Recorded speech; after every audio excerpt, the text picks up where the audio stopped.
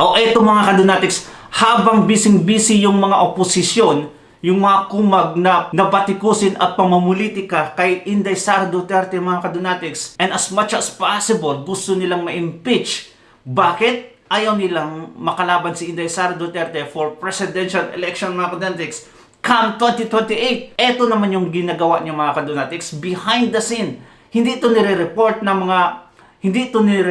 ng any mainstream media mga kadonatics sa Pilipinas. Only the supporters of Inday Sara Duterte at iba pa niyang mga kaalyado mga kadonatics ang nagbabalita nito. Buti na lang may mga supporters na ang galing mga kadonatics. Nire-report talaga yung mga ginagawa ng Office of the Vice President. At eto mga kadonatics, panoorin natin itong video na to. Napakaganda yung ginagawa ni Inday Sara Duterte. At sa mga kumag mga kadonatics, hindi nila nakikita to.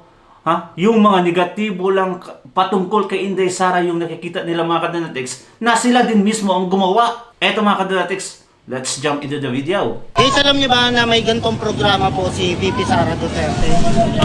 Actually, hindi ko talaga alam. Ngayon ko lang nalaman mga kadonatics. Kaya, thank you so much sa mga supporters natin dyan. Lahat, please, ibulgar nyo.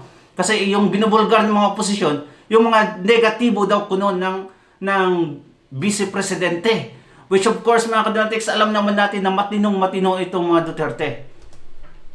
Office of the Vice President Relief Operation. Kung maalala natin dito sa tunog, ay meron Hype na hype ako mga kadonatics nung nakita ko to.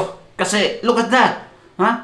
Look at that mga kadonatics. Ang daming mga taong natulungan ni Inday Sara Duterte behind the scene. Even the Vice President mga kadonatics hindi nire-report to. Gusto lang nilang mag-servisyo mga kadonatics without any interference mga kadonatics. Di ba?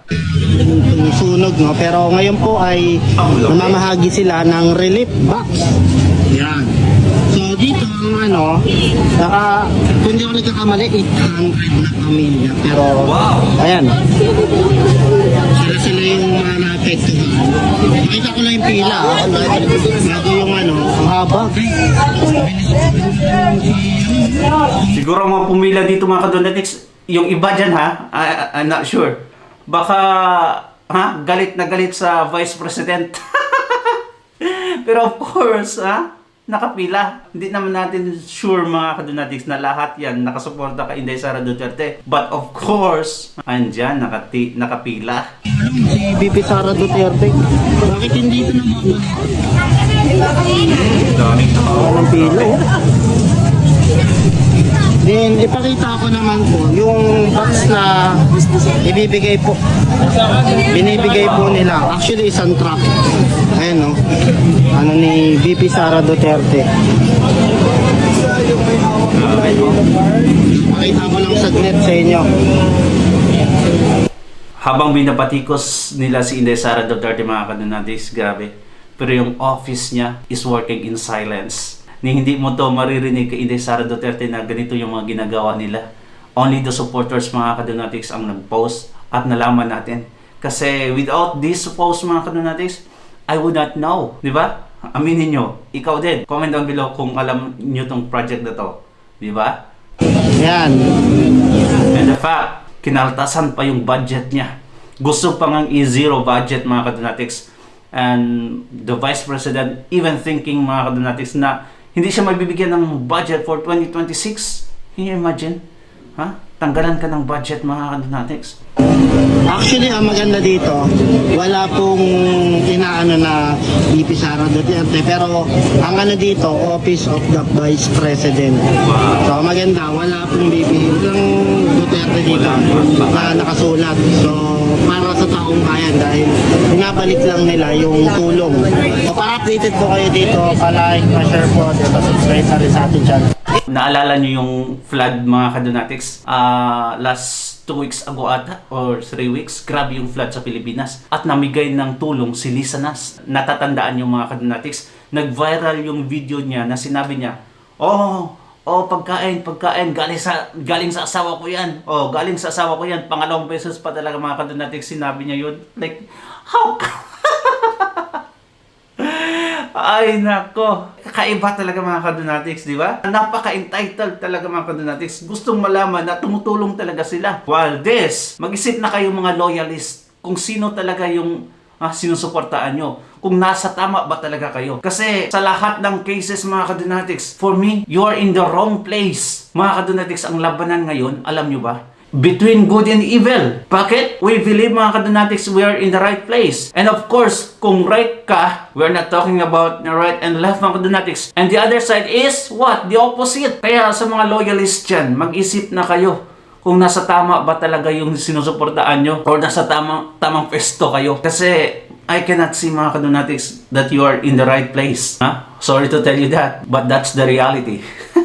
Tingnan nyo mga nangyari. Eto mga kadonatics, dahil gustong imbestigahan yung flood control project na bilyong-bilyon ang nawala mga kadonatics. At etong nakakatuwa, gusto nilang paimbestigahan sa Kamara, sa House of Representatives na ang daming mga crocodile. At alam nyo ba mga kadonatics, ano ang sagot ni Sandro Marcos? Hindi niya pinayagan mga kadonatics. Actually, sinabi niya, huwag dito sa Kamara mag-imbestiga. Dahil ang ibang congressman dito ay nadamay sa kaso.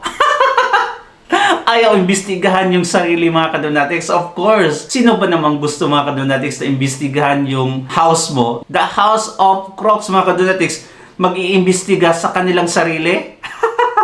Of course, they would not like it. Kaya ang sabi nila, let others do the job, ang investigasyon. Pero kay Inday Sara mga kadonatics, grabe. Pati piso gusto nilang malaman. Eto, bilyon-bilyon mga kadonatics.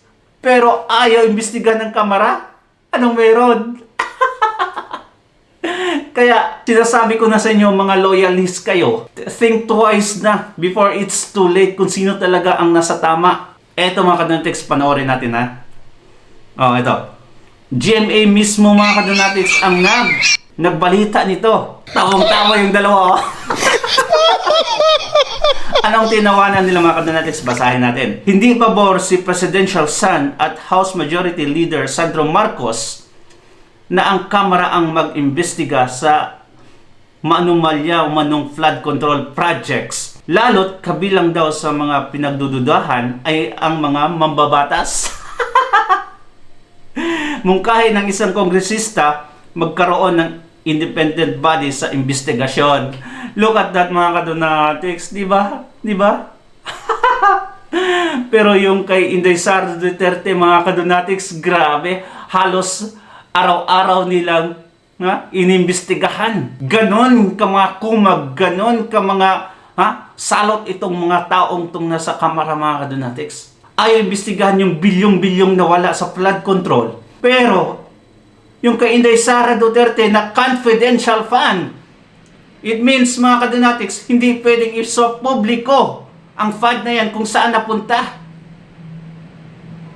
Pilit imbestigahan mga kadonatics at gusto pa nilang i-impeach si Sara Duterte over that. Can you imagine? Napakawalang hiyang mga taong to.